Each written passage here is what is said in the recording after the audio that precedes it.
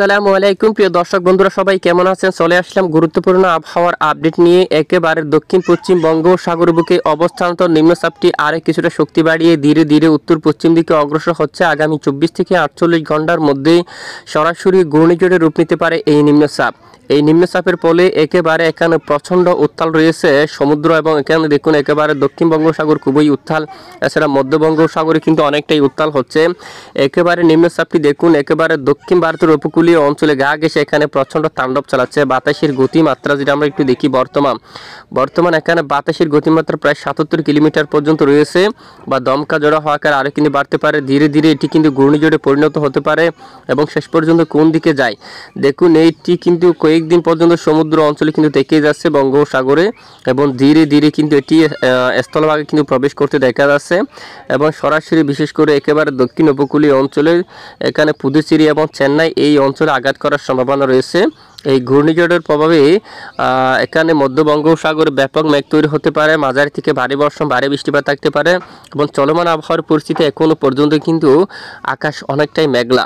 আমরা সরাসরি দেখুন স্যাটেলাইট ইমেজে অবস্থান করলাম। দেখুন এই নিম্নচাপের প্রভাবে বঙ্গোপসাগরে ভারী বৃষ্টিপাত এবং যে ভারী মেঘ কিন্তু তৈরি হচ্ছে, একেবারে কালোযুক্ত মেঘ, এবং এই মেঘ ধীরে ধীরে উত্তর দিকে আগাচ্ছে, এবং উত্তর দিকে অগ্রসর হয়ে এখান থেকে সামান্য কিছুটা অংশ বাংলাদেশের দক্ষিণের উপকূলীয় অঞ্চল দিয়ে কিন্তু প্রবেশ করতে দেখা যাচ্ছে।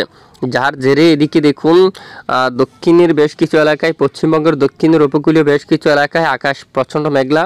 সাথে এখানে দেখুন প্রচুর আকাশ মেঘলা হলেও তবে এই মুহূর্তে আজ 28শে নভেম্বর বৃষ্টির মেঘ এখনও প্রবেশ করেনি, যেহেতু এখনও বৃষ্টিপাত তৈরি হয়নি। আজ রাত থেকে পরবর্তী 3 দিনের মধ্যে দেশের দক্ষিণের উপকূলীয় অঞ্চলে বৃষ্টিপাতের পূর্বাভাস দিয়েছে আবহাওয়ার ইউরোপিয়ান মডেল। এবং ইতিমধ্যে দেখুন সাতক্ষীরা সহ খুলনা, যশোর, লোহাগাড়া, শিবনগর এই সকল এলাকায় আকাশ কিছুটা মেঘের আনাগোনা থাকতে পারে আজ, এবং এখানে ফিরোজপুর সহ মঠবাড়িয়া, কলাপাড়া অঞ্চল দিয়ে মির্জাগঞ্জ সকাল থেকে কয়েক ঘন্টার জন্য, এবং চরপেশন, লালমোহন, বুরহানুদ্দিন, ভোলা, তারপর বরিশাল অঞ্চল, গুরুনাদি সকল এলাকায় আকাশ কিন্তু মেঘাচ্ছন্ন থাকবে।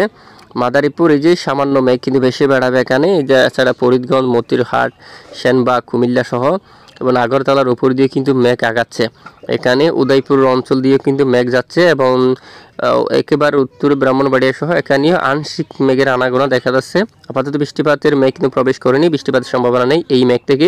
এছাড়া এদিকে চকরিয়া, উত্তর কুতুবদিয়া সহ সাতকানিয়া, রঙ্গাচুরি, তারপর এখানে আংশিক মেঘ কিন্তু প্রবেশ করছে। পাইনদিও, আলেকং সহ আশেপাশে অনেক এলাকা দিয়ে কিন্তু মেঘ কিন্তু প্রবেশ করে যাচ্ছে।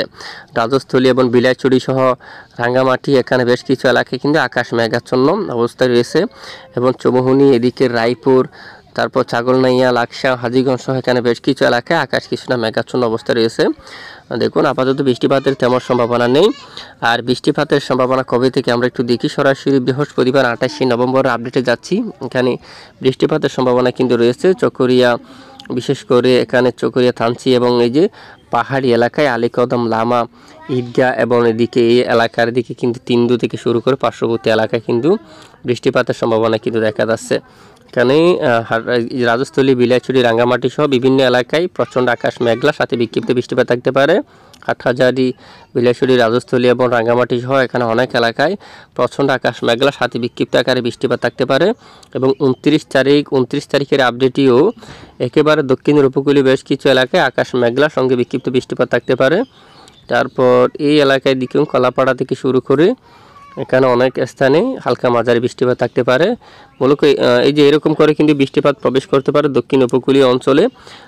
শুধু বরিশাল, খুলনা, চট্টগ্রাম এই 3 বিভাগের দক্ষিণ অঞ্চলে বিক্ষিপ্ত বৃষ্টিপাত থাকতে পারে, বাকি এলাকায় বৃষ্টিপাতের তেমন সম্ভাবনা নেই। আর সমুদ্রে কিন্তু ব্যাপক বৃষ্টিপাত থাকতে পারে। মংলা ও পায়রা এই অঞ্চলে কিন্তু ব্যাপক আকারে বৃষ্টিপাত থাকতে পারে। একেবারে সুন্দরবন সহ হালদিবাড়ি, গঙ্গাসাগর এখানে মাঝারি থেকে ভারী বৃষ্টিপাত থাকতে পারে আগামী কয়েকদিনের মধ্যে। তো দেখুন এছাড়া এখান থেকে কিছুটা মেঘ বা ঝড় বৃষ্টির মেঘ কিন্তু একেবারে এই যে পার্শ্ববর্তী বাংলাদেশের সমুদ্র অঞ্চলের দিকেও কিন্তু আসতে যাচ্ছে।